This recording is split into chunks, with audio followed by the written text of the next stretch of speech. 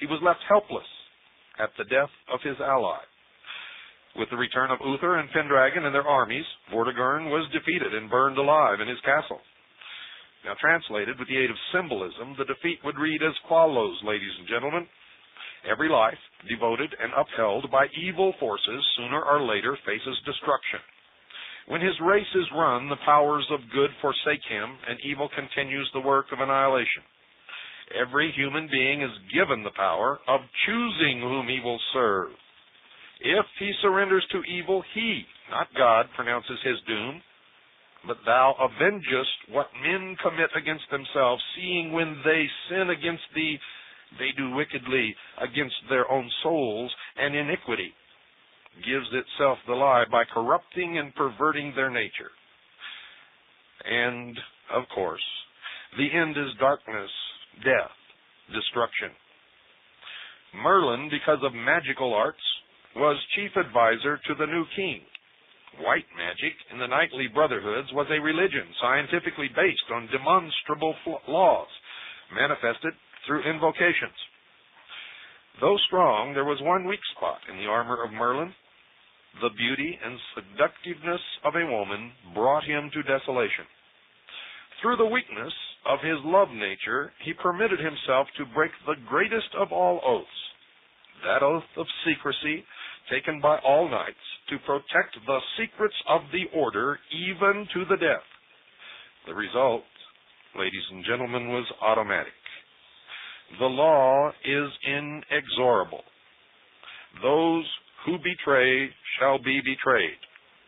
Entrusting to the love and loyalty of the woman whose secrets committed to his keeping, he made her the executor of the decree of his oath. In taking the oath of knighthood, man is supposed to be free from all slavery, whether sex or habit, before presenting himself for membership. Otherwise, he but places himself in a position of peril and jeopardizes his soul. The legends of Merlin and Samson are alike in outline and meaning. Both became slaves of women, casting aside honor, truth, and loyalty, the foundation stones of the power of the knight of the order or the master of the mysteries. The pitiful picture of Merlin in his last speech to any man is significant. You see, imprisoned in the tower of his disloyalty, he yet remembers the quest of knighthood, and he sends word to King Arthur, charging him to seek the Holy Grail, and that the knight destined to find it has already been born. The legends of Eros and Psyche, which we explored in the earlier episode of The Hour of the Time, and this legend of Merlin illustrate the most important lessons in the career of a knight. In the first, the effects of doubt, fear, and disobedience are brought to mind. The second charges him to conserve his strength and forces, to preserve an independence of all slavish habits, to protect and defend his oath, to hold in remembrance the sacredness of the mission of the search for the Holy Grail. And remember, in the earlier hour, ladies and gentlemen, we learned that to the mysteries, the Holy Grail represents the soul. The soul. That's right, ladies and gentlemen. And they don't even believe that most people have a soul until they prepare the body to receive it. So, you are learning. You are learning much faster than you ever could on your own. Skipping ahead, in this respect, the pyramid is a perfect symbol of man when he has reached the state called illumination of soul, or soul consciousness, or in other words, has found the center or located the all-seeing eye. Skipping ahead again, may we look to Masonry in completing the great work, or will it continue to be purely materialistic? Let this be the mission of Masonry, to perfect the work for which its outer symbology stands. Shall it be so? This is an admission that they are purely materialistic at this point and have been throughout their history. While this is truly a Masonic work, the work for which the Mason has made a good foundation when he has completed his 3 degrees, yet it is also a work for every man, and especially a work for those who have taken up or who have opportunity and inclination to take up the special training offered freely today by the representatives of the ancient schools through the Illuminati, Sons of Osiris, Magi, and other fraternities. Skipping ahead again, several pages. The fire philosophy is the basis of all religious mysteries and all the secret philosophies of the universe. It is also the underlying principle on which all secret occult brotherhoods are founded. It was taught in the ancient mysteries, and although the knowledge of it has long been lost to the world, it has always been preserved in the occult fraternities.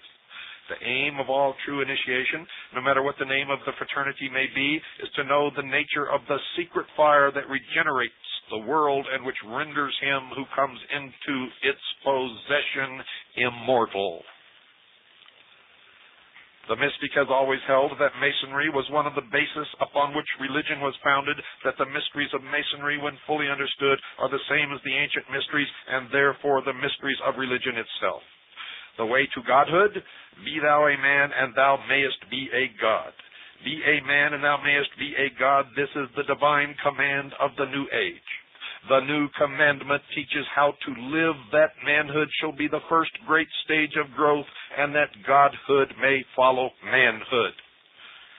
Lieutenant Colonel James Bogrites is a 32nd degree Freemason of the Scottish Rite. He is a member of the Mormon Church and has been initiated in the temple ceremony in which it is revealed to him that Lucifer is the god that he follows, that Christ had his chance on earth and failed, and that it is Lucifer's turn. This can be found and referenced and confirmed fully in a book entitled The God Makers and in the videotape by the same name. Don't go away, folks. We'll be right back. And now, ladies and gentlemen, we move to another book entitled The Teachings of the Masters, the Wisdom of the Ages, an exposition of the ever-active and constantly operating spiritual laws applicable not only to the regeneration of man, changing mortality into immortality, transmuting the Son of Man into a Son of God, but equally potent in helping man to achieve success and economic independence, health, strength of body, and the peace of mind and heart called heaven. Below that is the symbol of a Christian cross, upon which is the caducus, two serpents entwined about the winged staff. Enlarged and completely revised, together with many additions by Reverend Dr. R. Swinburne Clymer, Director General, Church of Illumination, Supreme Grand Master of the International Confederation of Initiates, Supreme Grand Master of the merged occult fraternities comprising the Priesthood of Ith, the Rosicrucian Order, the Secret Schools, the Hermetic Brotherhood, Fraternitas Rosicrucis, Temple of the Rosy Cross, the Order of the Magi, Sons of Isis and Osiris, Illuminati Americani, which translated means the American Illuminati. Published by the Philosophical Publishing Company, Beverly Hall, Quakertown, Pennsylvania. Copyright 1952 by Beverly Hall Corporation, all rights reserved. Prologue. Early in the year 1916, instructions were received from the Count M. de St. Vincent, Supreme Hierarch of the Fraternitas Rosicrucius, to make preparations for a sacred convocation on the 68th anniversary of the establishment of the Supreme Grand Dome of the Fraternitas and Associate Organizations as established in America by Dr. Paschal Beverly Randolph. At this convocation, which was to convene on June 1st, 1916, the neophyte body was to be informed of a crisis that would be the beginning of the enslavement of the people of America in a manner so insidious that they would not be aware of it. America was to become engaged in a war that would be only the beginning of greater wars. It was prophesied that an effort would be made to destroy the Christian religion so secretly and silently that only the alert and elect would be aware of this activity. This effort is in full bloom today and is making atheists out of millions, even before their churches are destroyed, the reverse of what has happened and is happening in other countries. At this convocation, we were instructed to hold daily lectures on subjects vitally important to all, in fact, to all the world, and more especially so to neophytes of the August Fraternity. These instructions were to be